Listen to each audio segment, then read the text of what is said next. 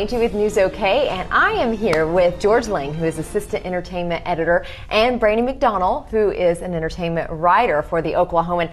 And we're talking today about fall movies and the fall movie preview that you all have written about. Right. What is the biggest fall movie this year? Well, I think Quantum of Solace, the new James Bond film. I think that now that Harry Potter and the Half-Blood Prince has been pushed back to next year, right. I think everybody's really gunning for James Bond. I mean, with Casino Royale, Daniel Craig re-established the franchise. He reinvented James Bond. I mean, it was if you look at the way he presented James Bond, it was kind of like if Steve McQueen had been British, right. and after the Thomas Crown affair yeah. had gotten the gig to step up and become James Bond. This is what you'd have. That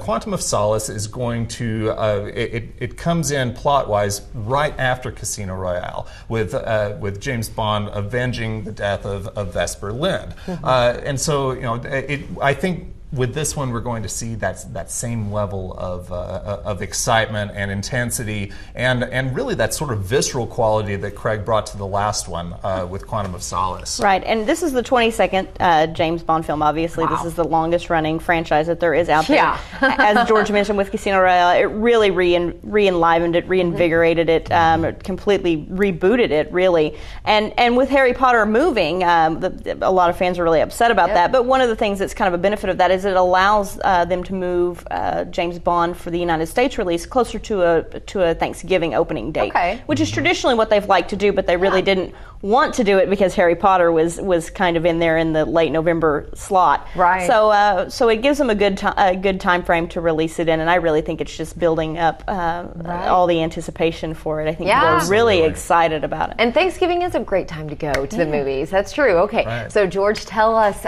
what else you're anticipating for this. Well, actually, next week, Burn After Reading, the Joel yes. and Ethan Coen comedy, coming after No Country for Old Men, which was a really intense and very dark film. Great film. And a great film, without question. Now, Joel and Ethan Coen go back to their sort of Raising Arizona mode, okay? And this film stars Brad Pitt and Frances McDormand as a couple of, goofball gym employees who find this memoir that was left by a disgraced CIA operative, and so it's all about these guys, about the CIA, and one of their operatives, played by George Clooney, coming after them. And so, and what we've seen from the previews is that this is pure wacky Raising Arizona level fun from them, and so it kind of reminds everybody that yes, they these guys are some of the most gifted and distinctive filmmakers of our time, and they can switch from something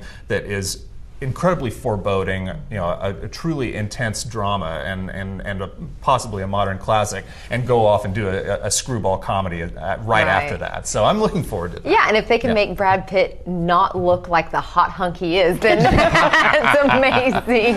That's amazing. What are you looking forward to this fall? Well, I'm also looking forward to one that's opening next week, which is called Frozen River. It's actually one I've already seen, and I cannot wait to share it with Oklahoma City. It's actually opened wide few weeks ago back in New York. It opened limited, in New York and LA, and now it's getting a little bit wider release into Oklahoma City on September the 12th. It won the Grand Jury Prize at the Sundance Film Festival, and a lot of praise from Quentin Tarantino, who is one of the jurors. And it's so a bit of a drama, but also a thriller. And it was done by written director, first-time writer-director Courtney Hunt, and it's about these two desperate single moms who are in dire financial straits, who get involved in smuggling illegal immigrants across the U.S. border through upstate New York through Mohawk reservation land. And it's just a really, really great drama. It stars Melissa Leo. She's a veteran actress. One of those people that you know on sight, but you probably don't know her name. She's best known for Homicide, Life on the Streets, the TV series, but she's been in a lot of movies.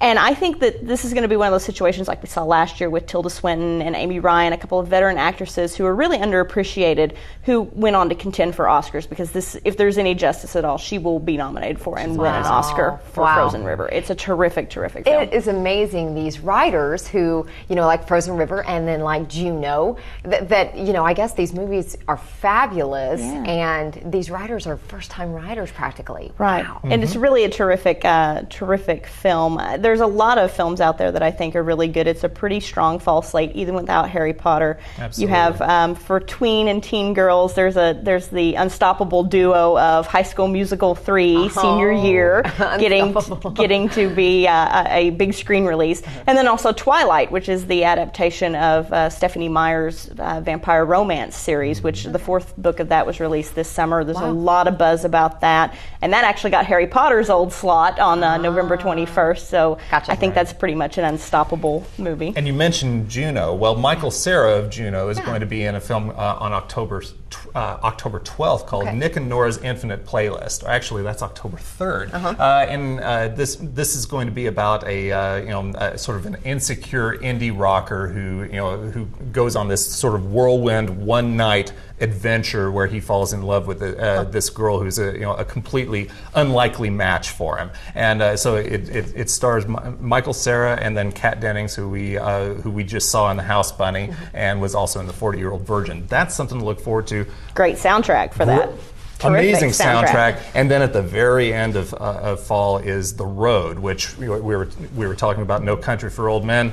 Cormac McCarthy wrote this Pulitzer Prize-winning novel, and then the adaptation stars Viggo Mortensen. It's a post-apocalyptic thriller, and it's directed by John Hillcoat, who directed one of my favorite films a couple of years ago, The Proposition. Really looking forward to that. And Viggo Mortensen's also in Appaloosa, which is Ed Harris, the actor, is co-starring in that. It's also his second film for him to direct. He directed Pollock back a few years ago, and that was very acclaimed. But now he's directing a Western called Appaloosa, and it stars he and Viggo Mortensen, and that one looks pretty promising. Wow. Yeah. There is a lot going on this fall. Amazing. That is great. So we've had a wonderful summer, and it sounds like a really good fall as well. Wonderful. Okay. Well, for more on Brandy and George's story, you can check out the fall movie preview in the Weekend Look section of the Oklahoman. That is on Friday, September 5th, and also on newsok.com. Thanks so much. Thank you.